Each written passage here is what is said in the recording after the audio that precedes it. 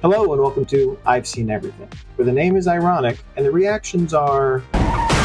Wow, thank you, Batman. Well, folks, I'm here today at a bit of a crossroad. I've been trying to decide, and not very successfully, what to react to next out here. I just recently started doing videos for the original Star Wars trilogy. I have other franchises I've started out here, Back to the Future, Ghostbusters. I'm going to get back to the Lord of the Rings eventually, but then this new Batman show came out that I'd been kind of waiting for a while. It's a little bit of a sad occasion in that this is the team from Batman the Animated Series that's come back to do this show. I love Batman the Animated Series. I've watched the entire run of the show. I've watched the entire run of Batman Beyond. And the sad part comes from, of course, the lack of Kevin Conroy here. Kevin Conroy is, and for me always will be, my Batman, which he's not an on-screen Batman, but Kevin Conroy has voiced the role of Bruce Wayne in Batman in so many projects over the years, it's not even funny. And for many of us, he is the voice we think of when we think of the voice of Batman. Much as Mark Hamill, for many of us, has become the voice of the Joker. For those of you younger that maybe haven't watched Batman the Animated Series, you have also probably heard Kevin Conroy's voice as Batman if you've ever played the Arkham video games, and Mark Hamill doing Joker,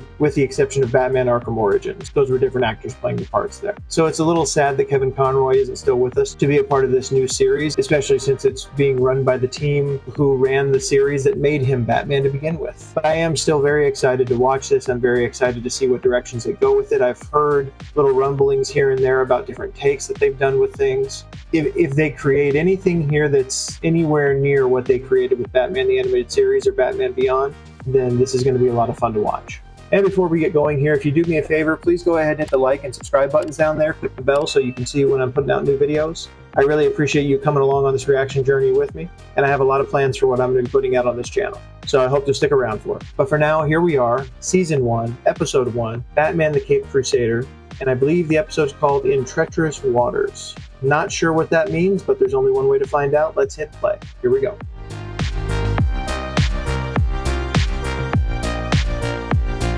Someone in our outfit's been sharing secrets with Rupert Thorne. Rupert Thorne, that's a familiar name. Come on, Iggy, go way back. You know I never do that. We've got a similar feel. It's a different animation style to some degree, but still hearkening back to these kind of crime dramas of the 30s and 40s. You gotta believe me. I'd never... Penguin. And the illusion that Penguin just killed somebody. Mr. Thorne says it looks like we're gonna get hit tonight. Well, they're talking about Rupert Thorne, and then we just saw Penguin, so is Penguin about to rip off Rupert Thorne? Will Rupert Thorne look anything like, or will any of the characters look anything like their characters from Batman the Animated Series? That'll be interesting to see. I sense a Batman. Yeah, that's smart. Shoot the smoke bomb. And we're right into it, folks. Looks pretty good. Ooh, actually have people getting shot. I've heard that this is supposed to skew a little more adult, so we'll see how they do that. Might want to watch where you're running. Ooh. They did great explosions in Batman the Animated Series. That looks like they've got a similar effect there. Okay, so did all those people die? How gritty are we going with this Batman? Bruce Timm, that's important. Interesting look for Batmobile. I like the music. I like the general aesthetic that they've got going. Okay, so they did do titles. It's an interesting thing about the original Batman the Animated Series intro. There was no text, no names, no title, no nothing. Just music and visuals. The police ruled the first explosion a gas leak, an accident. It's a different look for Alfred. Similar voice, though. We could be looking at an all-out gang war on the streets of Gotham. And most importantly, I'm going to have to look up who the voice actor is for Batman, because it's not exactly Kevin Conroy, but it's pretty darn close. Ladies and gentlemen of the jury, my client isn't the mastermind behind a smuggling ring. They're doing a pretty good job, I feel like, striking a balance between the kind of Batman the Animated Series animation that people are used to and kind of updating it to a newer style of animation. I feel like they're striking a good balance. It was a good closer, Miss Gordon. Miss Gordon. It's a different take on Barbara. I don't remember Barbara being a lawyer. And I'm sure you do, Harvey. Harvey. It's all politics for you now. Oh, that reminds me. Hot off the presses. So No thanks. we've got a decent... Heads, I'll ask for 20 years to life. Tails, he gets the chair. We've got a decent characterization for Harvey Dent here. Being arrogant, full of himself, this being about his ego. Heads, you won! But the thing I wonder about is, will we see his alternate personality start to come out before his deformity? Because I feel like that's important. The personality issue was already there. The deformity he gets kind of sends him over the edge permanently. We're not very far in, but I'm liking it so far. I think they're really doing a good job paying tribute to the original series. That's a threat. He pulls somebody up right into the path of a train. 3 buildings blown to pieces. You falsified the reports. Who paid you? Yeah, you'd better answer him. Who's the freaking Penguin? Batman always coming so close to that line. Always that line of threatening to drop somebody off a roof or kill somebody. I drove you out when This is one of the main changes I heard about, was a gender swap Penguin. And this is Minnie Driver voicing this. come home, come home. Okay, so she's a lounge singer, and she just killed a guy earlier in the episode. Sugar, you can frisk me any day of the week. It's not even just a gender swap that we've changed here. She's incredibly tall. The other versions of Penguin are very, very short, so they've made a couple of changes here. To think I could be at home about now. It's not like I'm having fun here either, Barbara. It's a good Commissioner Gordon. Thanks for humoring your old man. Anytime, Dad. Somebody tell me if you know more than I do about this. Is there any context for Barbara Gordon to have been a lawyer from the comics or anything like that? I don't know enough about her backstory. You and I are going to do great things for this city. Maybe then you won't need outside help from giant bats. This Harvey Dent is a lot more ambitious and a lot more arrogant than I think I've seen anywhere before. The iceberg was some kind of front hiding in plain sight. Smart. The iceberg lounge is actually a ship. Interesting. Say, sweetie, you really ought to try the shrimp. You really ought to clean your shirt, buddy. You have cocktail sauce on your shirt. Baby smooth. You made it, Bruce. And so did you. This is my mama's party. Okay, they're calling Penguin Mama. These are actually her children. I was devastated to hear another of your properties exploded the other night. Oh, so this is Rupert. You might say a little birdie told me. This fencing match of language back and forth where they both know what's going on. Pretty well done. Guess I can't hold my liquor. Be right back. It's a good trade-off between the Batman and Bruce Wayne personas, and I feel like they've struck the right tone. It's one of the things they struggle with in other like live-action Batman and things like that. Bruce is the facade. Batman is who this person really is. When he's most himself, that's who he is. Bruce is a smokescreen that he uses to get what he needs. Keep people off the trail. Well, Mama is a big success. I understand it, but that might not have been the best idea. Oh, he got all the way back out. This is a treasure in and of itself. Thousands. So does thousands put us directly back like in the 30s or 40s?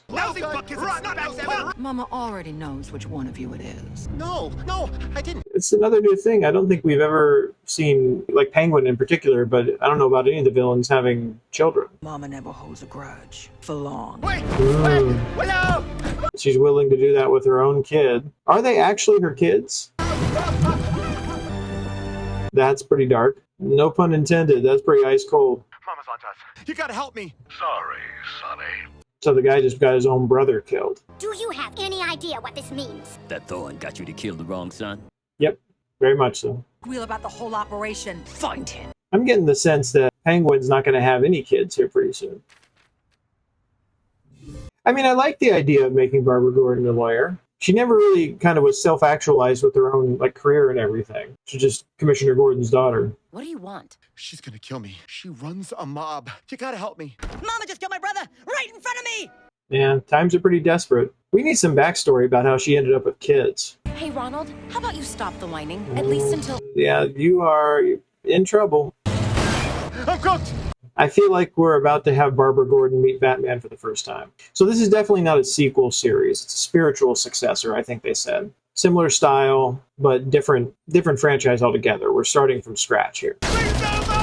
So Barbara Gordon isn't even Batgirl yet, presumably. Take the damn wheel! And she's packing. Yeah, we definitely are in the 30s and 40s with like Tommy guns and stuff. But will they bend generations, meaning like will they still have like cell phones and things like that? We'll have to see. Batmobile. Boom. Okay, that's different. Batman just straight ran some guys over. I mean, he was saving somebody. It's a cool looking Batmobile. Are we going to have a Batman that goes against his principle of not killing? And what does that do to Batman if that's the case? She's got cops on her payroll. Bullock. You need to make a call. Oh, is Bullock dirty? Thank you, Detective Bullock. Yeah, Bullock's dirty. Keep it quiet. No, it's too late for quiet. They're doing a good job of making Penguin very menacing. Like that she has people on her payroll everywhere. She has incredible power that people don't realize. With that thing, she can hit any place in Gotham she wants. Police stations. I think she's about to hit a police station. Everybody, out of the building! Underwater? Okay. Ooh, a bat sub. I am really liking it. Another chest with a skeleton out of it. Apparently she's killed a few people that way. We're bringing down the house tonight. Load it up. Might be a change of plans. There really is a Batman. Okay, so we're very early on in that a lot of these people haven't even actually seen Batman before.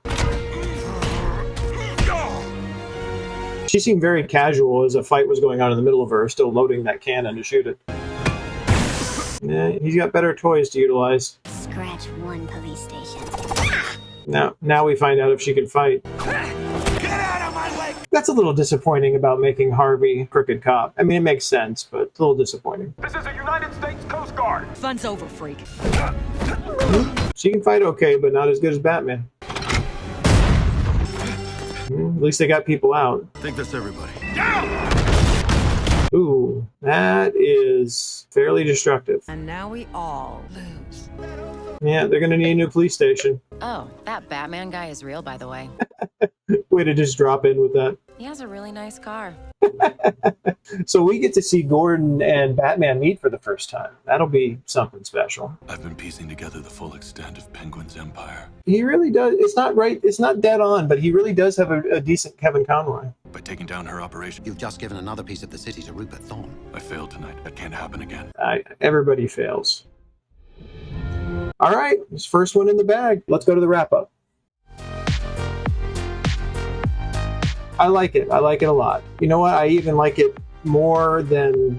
For those of us who watched Batman the Animated Series, there was a difference toward the end when they went to Adventures of Batman and Robin or whatever it was, where they changed animation studio and the kind of storytelling style changed a little bit. This feels a lot more consistent with the original Batman the Animated Series kind of storytelling style. Although we are going over some lines here a little bit. I don't think we went into anything super adult. Definitely some ice cold stuff. She murdered her son, like right in front of everybody.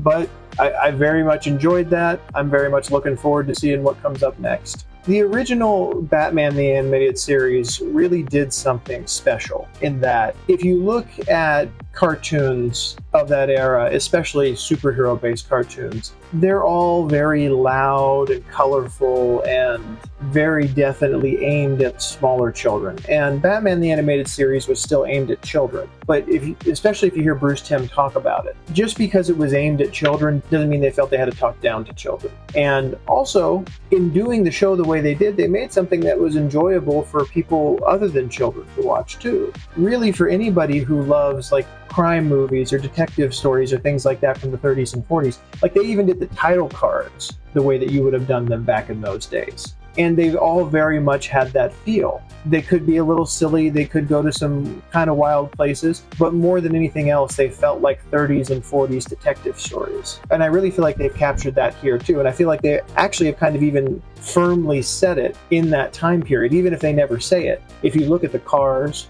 if you look at the guns, if you look at her saying that she's stealing thousands is not very much by modern standards, obviously. But back in the 30s and 40s, it would have been a lot of money. There are certain things that indicate directly that they are in a specific time period of the early to mid 20th century. Now, I don't know if they will stay with that theming, if they will have things that go outside of that, if they'll ever directly say what time period this is supposed to be. The original Batman the Animated Series was kind of strange when it came to that. There was a lot of aesthetic that lent itself back to those time periods of the 30s and 40s. But then they would have things that they were using that were more modern technology, to the point that you'd be like, okay, what time period are we in here? To which the answer was, I think it was kind of purposely kept ambiguous. It was kind of purposely left out there unanswered so that it could exist in any time period, which is not a bad way to go. It's also not a bad way to go to have a specific period piece here. We're often going here, it is not a sequel series, it's starting fresh, but we definitely have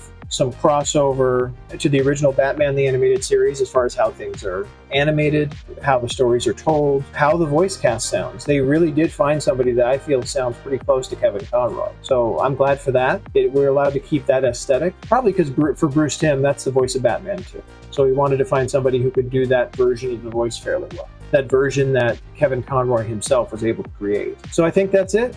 I'm going to go ahead on to the next episode. I appreciate you being here to start this one with me. If you enjoyed watching this with me, please go ahead and hit the like and subscribe button down there. Click the bell so you can see when I put out new videos. And I'll see you on the next one. Take care.